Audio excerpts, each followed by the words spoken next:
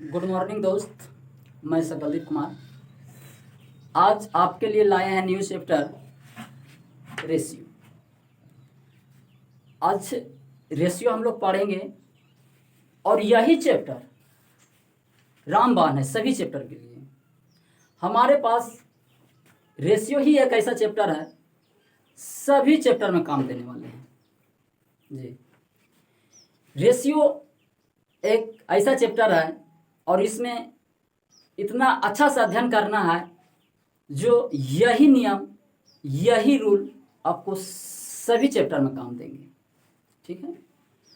और इसी को हम आपको जो जिसको समझ में नहीं आया या नहीं आते हैं और जिसको समझ में भी आते हैं उसको हम अच्छी तरह से समझाएंगे, जो जीरो लेवल से पूरा हाई तक पहुंचाएंगे। ऐसा नहीं होगा कि किसी को समझ में नहीं आएगा, ठीक है। और कोई भी भाई या फ्रेंड्स वीडियो देखते होंगे तो शुरू से अंत तक देखिएगा ताकि उसको समझ में आए और मेरे बातों को अक्सर ध्यान देते रहें, क्योंकि लिखावट तो कम होता है लेकिन बोलना तो अधिक पड़ जाता है, इसलिए मेरे बातों पर ध्यान दीजिए। ओके फ्रेंड्स, चलो आज हम आपको देखते हैं कि रेशियो में क्या होता है क्या नहीं, कौन नियम है कौन नहीं।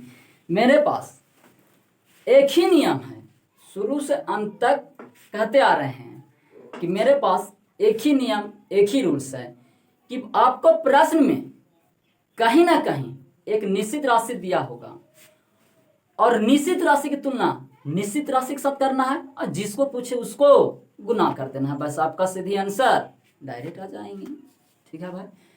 तो चलो आज हम लोग देखते हैं कि क्या है अनुपात, जिसको हम इंग्लिश से बोलते हैं रेशियो। अनुपात अनुपात समान इकाई के कहीं दो राशियों के बीच, समान इकाई के कहीं दो राशियों के बीच परस्पर यह संबंध दर्शाता है और यह संबंध यह दर्शाता है कि पहली राशि दूसरे राशि का कितना गुना है अथवा उसका कौन सा भाग है। ध्यान दीजिए, देख लीजिए इधर कि जैसे कि 1:2 है। क्वेश्चन बोल रहा है कि अनुपात समान इकाई के, ये रेशियो है, इसी को बोलते हैं हम समान, किन्हीं दो राशियों के बीच, दो राशियों के बीच या दो से अधिक भी हो सकता है।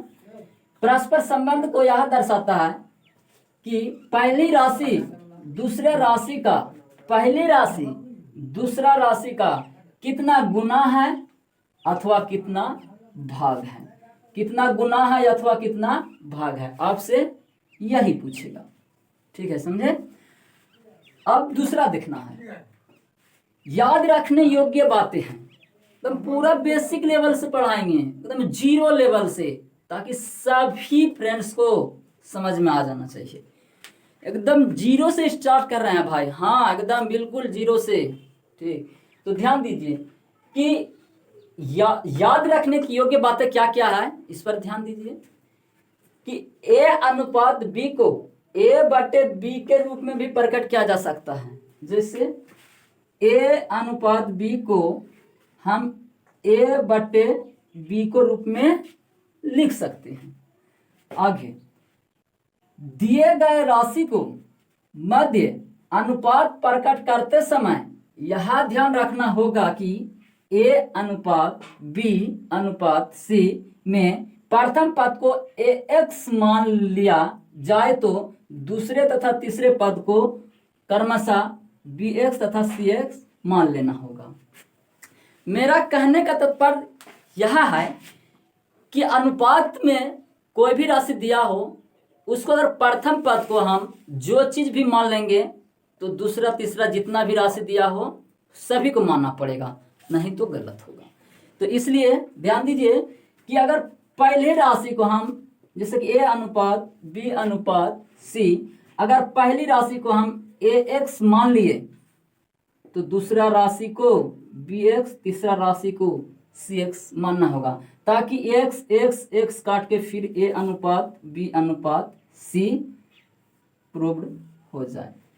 ध्यान दीजिए, अगर A/B/C को अगर प्रथम पद को ax मान लेते हैं और दूसरा पद को कुछ भी नहीं मानेंगे तो क्या फिर यहाँ a अनुपात b अनुपात c के रेशियो में आएगा? बिल्कुल कभी नहीं, क्योंकि यहाँ ax हो गया, यहाँ b है, यहाँ c है अनुपात में। क्या इस फॉर्म में आ सकता है? कभी नहीं। तो ये गलत है। सही कौन है कि प्रथम पद को हम ax माने तो दूसरे को bx, तीसरे को cx मान लेंगे। जितना भी माने हैं पहले में दूसरा में उसी तरह करना है, ताकि फिर काट के a अनुपात b अनुपात c के रूप में आ जाएगा। ओके फ्रेंड्स, समझ में आ गया? चलो अगला स्टेप ध्यान देते हैं।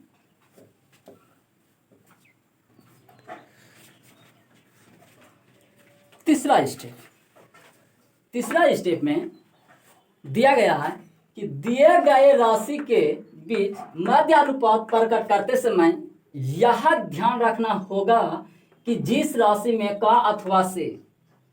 अथवा से मेन पॉइंट है, का अथवा से, इसी को कभी नहीं भूलना है। और हमारे चैप्टर्स में यही मुख्य बातें हैं, इसी को समझाने के लिए इतना लिखना पड़ रहा है। तो ध्यान दीजिए, यह ध्यान रखना होगा कि जिस राशि में का अथवा से लगा रहे उसे हार मान लेंगे तथा दूसरे को अंश मान लेंगे। जैसे ध्यान दीजिए,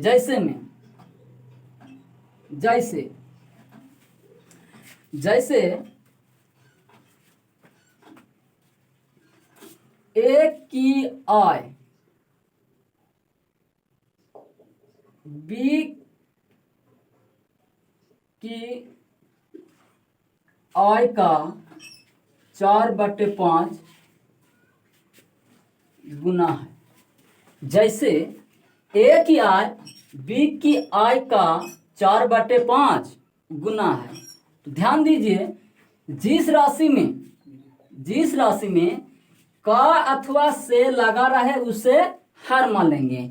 तो ध्यान देना है इसमें कि किस में का लगा हुआ है, किस में से लगा हुआ है। तो पढ़िए, ए की आय बी की आय का राशि देखो कहाँ है, यहाँ है राशि। इसके नजदीक में देखो का लगा हुआ है, का अथवा से के बारे में चर्चा कर रहे हैं, तो का लगा हुआ है। तो यहाँ का जो है ये बी के नजदीक है या ए के नजदीक, ये किसका नजदीक है, और नजदीक वाले को ही देखना है। तो देख रहे हैं कि यहाँ का जो बी के नजदीक है, किसका नजदीक है, बी का नजदीक है। तो हम बी को मान लेंगे हार, बी को क्या मानेंगे, हार मान लेंगे, बी को क्या मानेंगे, हार मान लेंगे। तो ए अनुपात बी लिखिए, तो बी को हम क्या मानेंगे, हार मान लेंगे। तो बी हो गया 5। और जो दिया है, तो क्या दिया है, ए दिया है, तो ए को मान लेंगे अंश, ए को क्या मान लेंगे, अंश मान लेंगे। तो ए कितना है, 4 है। अब समझ में आ गया आपका एग्जाम्पल? आ गया समझ में ना? ठीक है, आगे स्टेप।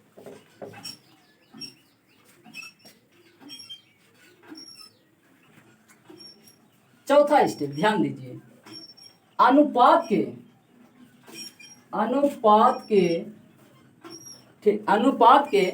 प्रत्येक पद में अपनी आवश्यकता के अनुसार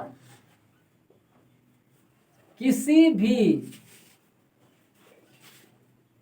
संख्या से गुना कर सकते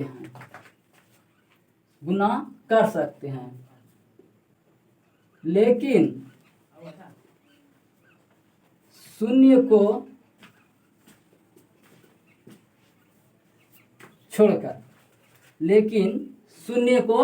छोड़कर प्रत्येक अनुपात में अपनी आवश्यकता अनुसार किसी भी संख्या को गुना कर सकते हैं, लेकिन शून्य को छोड़कर। जैसे 3:2 2:5, 3:2:5।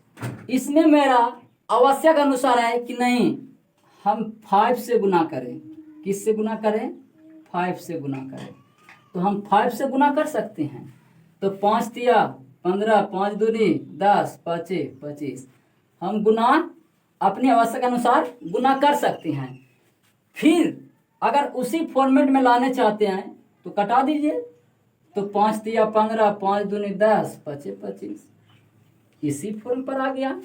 इसलिए रेशियो में कोई भी अनुपात में अपना आवश्यकता अनुसार कि नहीं हमको इतना पुराना है, इतना पुराना है, तो अपने अनुसार उसको गुना कर सकते हैं।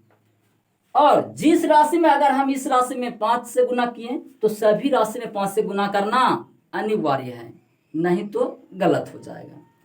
तो जो राशि जो दिया हुआ है इसमें अगर हम 10 से करेंगे तो इसमें भी 10 से, इसमें भी 10 से, एक में 10 से गुना नहीं करेंगे तब तो फिर गलत हो जाएगा।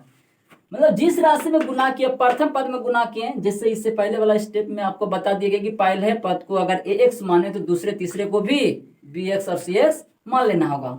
वही स्टेप का दूसरा नियम है कि पहले में अगर हम 5 से गुना किए तो दूसरा में भी 5 से गुना होगा, तीसरा में भी 5 से गुना होगा। इसमें अगर हम 8 से गुना किए तो इसमें भी 8 से होगा, इसमें भी 8 से होगा। मतलब अपनी आवश्यकता अनुसार किसी में भी शून्य को छोड़कर, याद रखिएगा इस शून्य को छोड़कर 0 से गुना करेंगे तो सब चीज 0 हो जाएगा। आप बाद में फिर लाएंगे कि नहीं 3:2:5 में लाएंगे तो आएगा? कभी नहीं आएगा। इसलिए शून्य से हम गुना नहीं कर सकते हैं। अगला ध्यान दीजिए,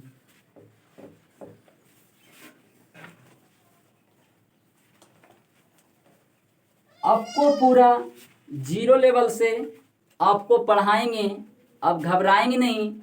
अब आपको हम 0 से हाई लेवल तक पहुंचाएंगे।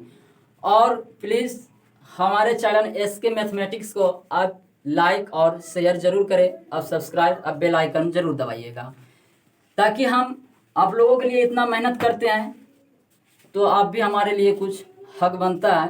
तो आप सब्सक्राइब जरूर कीजिएगा। जहाँ समझ में नहीं आएगा तो हमको ज़रूर बोलिएगा। आपको एक एक पॉइंट एक एक बारी से आपको समझाते जाएंगे, लेकिन वीडियो शुरू से अंत तक मेरा वीडियो देखिएगा। अभी तो ये तो शुरुआत है, आपको इसी में पकड़ना है और सारा चैप्टर आपको यही रेशियो ही आपको काम देंगे। इसलिए मेरा जो पढ़ाया हुआ है रेशियो ध्यान दीजिएगा और अच्छी तरह से पढ़िएगा, ताकि आगे भी चैप्टर में काम आए, उसको वहाँ तुरंत निपट लेंगे। आगे स्टेप देखिएगा, जब किसी भी अनुपात भिन्न के रूप में रहे, जब किसी भी अनुपात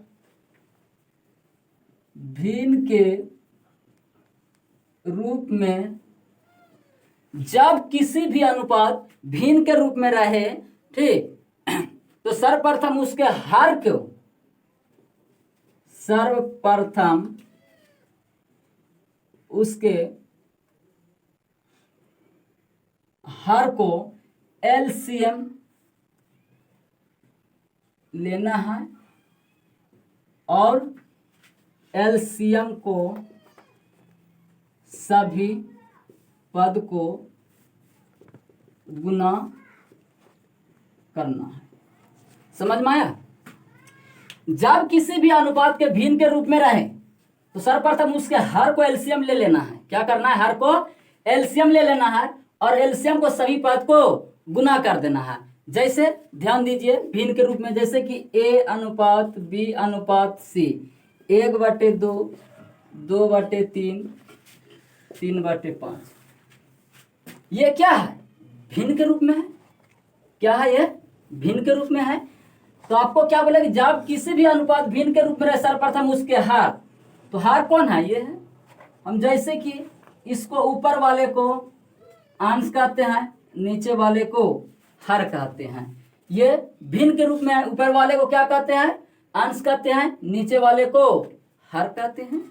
अब ध्यान दीजिए हम क्या बोलेंगे, सर्वप्रथम उसके हर को एलसीएम ले लेना है। क्या करना है? हर को एलसीएम ले लेना है। तो 2, 3, 5 का एलसीएम बता दीजिए कितना होगा, बोल दीजिए।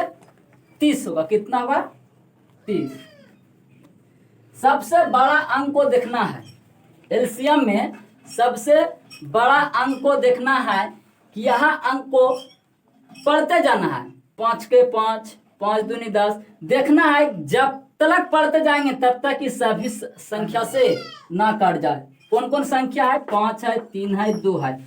तो इसको पढ़ते गए तो 5 6 के 30, 3 धन 30, 2 गुना 15, 15 दूना 30। देखना है 30 इसका एलसीएम आ गया।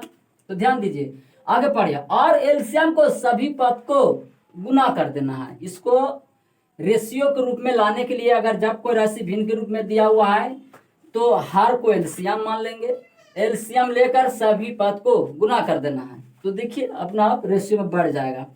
तो 1/2 को एलसीएम आया 30, 30 से गुना कर दिए। 2/3 को 30 से गुना कर दिए। 3/5 को 30 से गुना कर दिए। अब अपने आप ऑटोमेटिक वो रेशियो के रूप में आ जाएगा। तो कटा दीजिए 15, तो 15 1 का 15, 3 दांग 30, तो 10 दूनी 20, 5 6 के 30, तो 6 18। ये ऑटोमेटिक सा रेशियो के रूप में आ गया। समझ गए? आप स्क्रीनशॉट लेना चाहते हैं तो स्क्रीनशॉट ले लीजिए। हटक जाते हैं।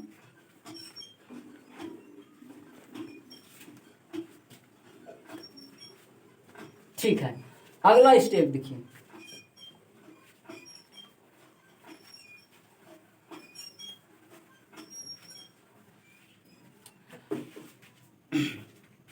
अगला स्टेप ध्यान दीजिए। जब किसी भी दो राशि, 2 या 2 से अधिक राशि आपस में बराबर के रूप में दिया रहे तो उसे अनुपात में प्रकट करने के लिए इसको गुणांक को व्युक्त क्रम के रूप में लिख देंगे। जब किसी भी 2 या 2 से अधिक राशि आपस में बराबर के रूप में रहे, जब कभी 2 या 2 से अधिक राशि आपस में बराबर के रूप में रहे, जब ये 2 या 2 से अधिक राशि आपस में बराबर के रूप में रहे तो उससे अनुपात प्रकट करने के लिए तो उसे अनुपात प्रकट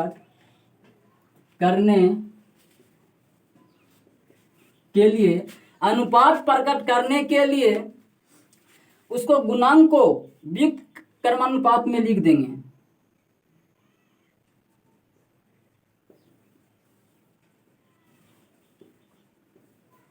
गुणांक को व्युक्त क्रम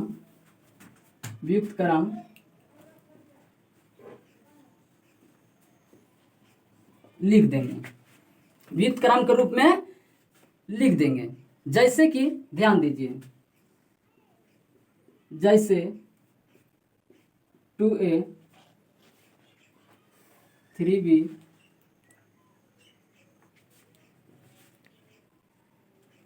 ध्यान दीजिए 2a = 3b = 2/5c। जब किसी 2 या 2 से अधिक राशि आपस में बराबर के रूप में रहे तो उसका अनुपात प्रकट करने के लिए उसके गुणांक को व्युक्त क्रम में लिख देंगे। तो व्युक्त क्रम का मतलब क्या होता है? उल्टा। व्युक्त क्रम का मतलब होता है उल्टा। जैसे कि 2 है, इसको व्युक्त क्रम में कैसे लिखना है? तो कुछ नहीं है, नीचे तो 1 लिख सकते हैं। व्युक्त क्रम का मतलब होता है उल्टा, तो इसको उल्टा कर दीजिए तो 1 चल जाएगा ऊपर, 2 आ जाएगा नीचे। इसी को हम व्युक्त क्रम बोलते हैं। तो ये सब छोटी मोटी बातें हैं, ये सब तो आप लोग तो पढ़े लिखे हुए हैं। आगे ध्यान दीजिए। तो A अनुपात B अनुपात C के रूप में लिखना है। तो 2 या 2 से अधिक राशि आपस में बराबर के रूप में है, इसको कैसे लिखना है? व्युक्त क्रमानुपाती में लिखना है। तो 2 है, तो 2 को हम व्युक्त क्रम कैसे करेंगे? कुछ नहीं है तो 1 मान लेंगे, कुछ नहीं है तो 1 मान लेते हैं। ये तो ही ये है, तो इसको हम पलट देंगे।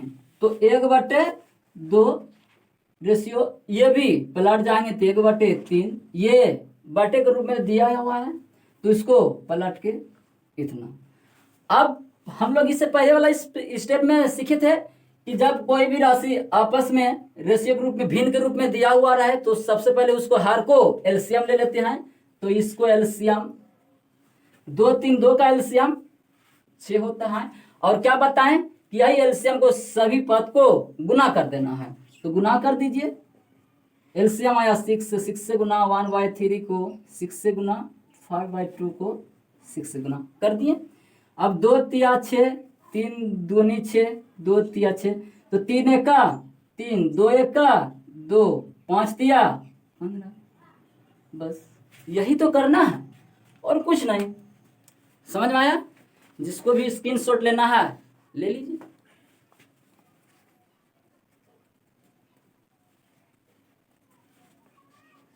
हो गया बच्चे?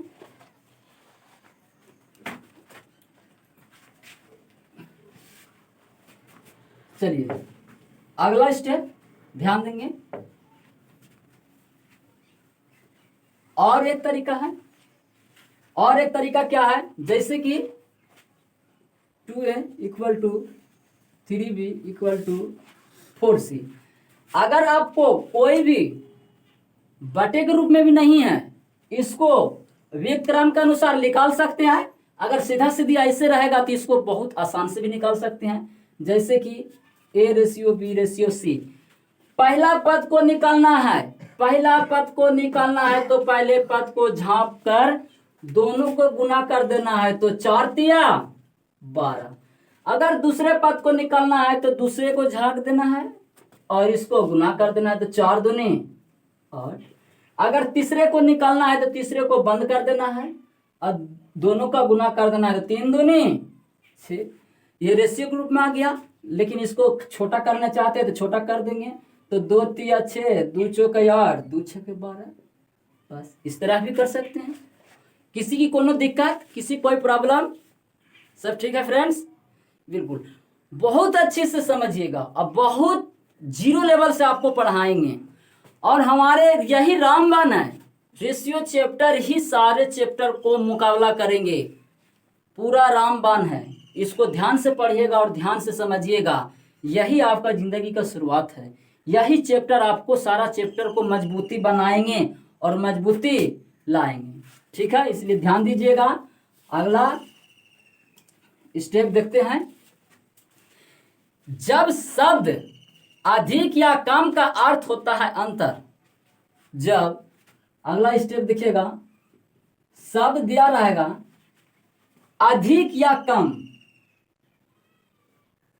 अधिक या कम, अधिक या कम का अर्थ होता है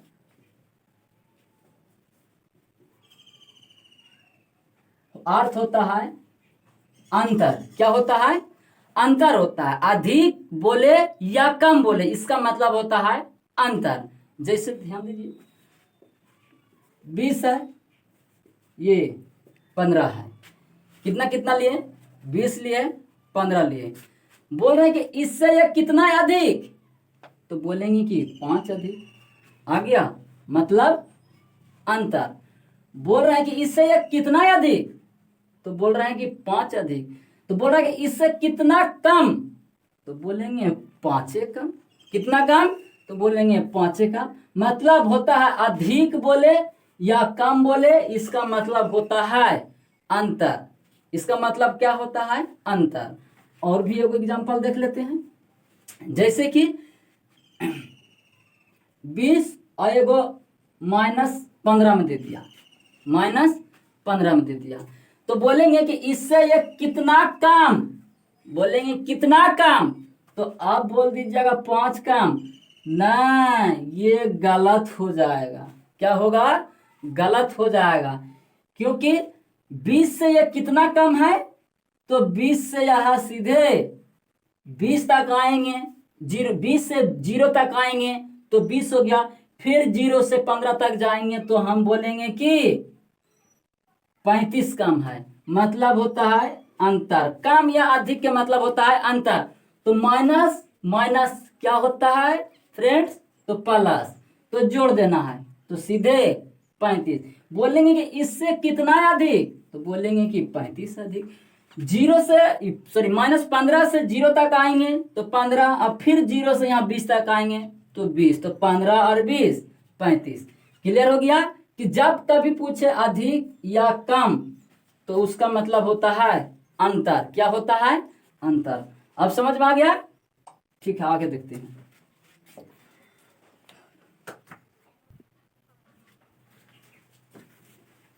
आइए, जितना भी कॉन्सेप्ट था हम आपको समझा दिए।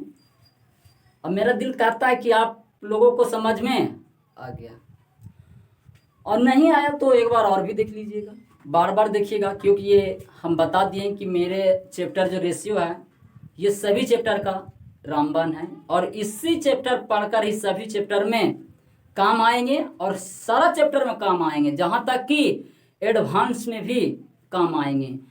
अब देखते हैं, शुरू करते हैं क्वेश्चन नंबर 1 से, सवाल नंबर 1 से शुरू करते हैं। इसमें कोई ज़्यादा दिक्कत नहीं है और आने वाला समय में भी दिक्कत नहीं होने देंगे। आते हैं, पहले देख लेते हैं क्वेश्चन नंबर 1 को हल कर लेते हैं। एक टोकरी में रखे कुल फलों का 3/8 भाग खराब है। तो हम आपको बताए थे कि जिसमें का अथवा से लगा रहे उसको हार मान लेंगे। तो ध्यान दीजिए, एक टोकरी में रखे कुल फलों का 3/8 भाग खराब है। तो ये का जो लगा हुआ है कुल में लगा है या खराब में लगा है। तो ध्यान देना है कि इस राशि के नजदीक कौन है, तो कुल है। तो कुल को क्या मान लेंगे? 8। कुल को क्या मान लेंगे? 8। कुल फलों का 3/8 भाग खराब है। सॉरी फ्रेंड्स, गलती लिखा गया, खराब है। तो ये का को देखना है, इसके नजदीक है या इसके नजदीक है। तो का अथवा से जो लगा रहता है तो इधर से ही देखना है। तो कुल फलों में का लगा हुआ है, किस में लगा हुआ है? कुल फलों में। तो कुल फल कितना हो गया? तो कुल फल हो गया आपको 8 हो गया। दिया हुआ क्या है? खराब। क्या दिया हुआ है? खराब। तो खराब को अंश मान लेंगे, खराब को अंश मान लेंगे। तो अंश कितना हो गया? इतना। आपसे पूछा क्वेश्चन कि टोकरी में अच्छे तथा खराब फलों का अनुपात क्या होगा? अच्छे तथा खराब फलों का अनुपात क्या होगा? तो कुल हो गया 8, जिसमें से कि खराब हो गया 3, तो अच्छा कितना? अच्छा हो गया, इसमें से घटा दीजिए तो 5। आपसे क्वेश्चन पूछा कि अच्छे तथा खराब फलों का अनुपात, तो अच्छा और खराब फलों का अनुपात हो गया, अच्छा हो गया 5, खराब हो गया 3। यही आपका आंसर है। इतना तो करना ही नहीं है, एग्जाम हॉल में इतना लिखना ही नहीं है। बस देखना है क्या कि हमको कुल पूछ रहा है, तो कुल हो गया 8, खराब हो गया 3, तो अच्छा कितना? सीधा सीधी घटाओ तो इसको, तो 5। तो 5 हो गया क्या? अच्छा। तो खराब दिया हुआ है 3, तो हम डायरेक्ट नहीं बोल सकते हैं कि 5/3 आपका आंसर। ये आपको इसलिए लिख दिए कि ताकि आप बारीक से समझे, जो जिसको नहीं आता है वो भी समझे। कहाँ से लाते हैं 8, कुल कहाँ से आया, खराब कहाँ से आया, अच्छा कहाँ से आया, ये चीज़ आपको लिखकर बता दिए और अच्छा से समझा दिए कि कहाँ से आया है, कहाँ से नहीं आया, कहाँ के 8 लिखते हैं, कहाँ से 3 लिखते हैं। तो आपको एक बार इससे पहले स्टेप में जो था आपको बता दिया गया कि का अथवा से जिसमें लगा रहे उसको हर मान लेना है और जो दिया रहे उसको अंश मान लेना है। समझ गए आप? ठीक है फ्रेंड्स, समझ गए ना? आइए अब सवाल नंबर 2 पर आते हैं। सवाल नंबर 2 कहता क्या है? एक धनराशि को ए तथा बी के मध्य इस प्रकार बांटी गई है कि बी को पूरे धनराशि का 60% प्राप्त हो। बी को पूरे धनराशि का 60% प्राप्त हो तो ए और बी के भागों में क्या अनुपात है। बोल रहा है बी का पूरे धनराशि का 60%, परसेंट को उड़ा देंगे तो बटे 100 इतना प्राप्त हो। ध्यान दीजिए, बी का पूरे धनराशि का 60% प्राप्त हो, ये का ध्यान देना है, ये राशि दिया हुआ है, इसी के नजदीक में का अथवा से लगा रहेगा आपको प्रश्न में। तो ध्यान देना है ये किसके बीच, किसके नजदीक है, तो ये पूरे के नजदीक है या बी के नजदीक है। तो देख रहे हैं कि यहां से चलकर आ रहा है तो पूरा पहले आ रहा है, तो ये पूरा का नजदीक है तो पूरा क्या मान लेंगे 100, पूरा क्या है 100। तो कुल धनराशि हो गया 100, कुल कितना हो गया 100। तो दिया हुआ है क्या यार बी, अब बी को क्या मानेंगे तो अंश मान लेंगे, तो अंश कितना है तो आपका अंश हो गया 60। तो कुल धनराशि में बी को प्राप्त हो गया 60, तो ए को बोल दीजिए, तो ए को बोल देंगे 40। ठीक, ए को कितना हो गया 40। तो आपसे पूछा ए और बी का भागों का अनुपात बताइए, तो ए अनुपात बी पूछा तो ए का मान हो गया 40 और इसका मान हो गया 60। इसको रेशियो पूछ रहा है अनुपात में, तो कटा दीजिए, तो 20 दूनी 40, 20 तिया 60, यही आपका आंसर। किसमें है देखते हैं ऑप्शन नंबर ए, राइट। समझे, कोई भी ज्यादा हिसाब हार्ड नहीं है बल्कि समझना हार्ड है, और हम चाहते हैं कि 0 लेवल से आपको पढ़ाएं और हाई लेवल तक पहुंचाएं। कोई भी एग्जाम हो, या तो रेलवे हो, एनटीपीसी हो और एसएससी हो या एलडीसी हो या कोई भी डिफरेंस लाइन का हो, सभी एग्जाम में आएंगे ये काम। आपको इससे ज़्यादा शॉर्ट, आसान और कहीं नहीं मिलेंगे। बस हमारे एसके मैथमेटिक्स में आपके लिए लाए हैं बहुत आसान तरीका से, बहुत शॉर्ट तरीका से बनाने के लिए, ताकि एग्जाम में आपको समय बच सके और अच्छी तरह से क्वेश्चन कम समय में हल कर सके।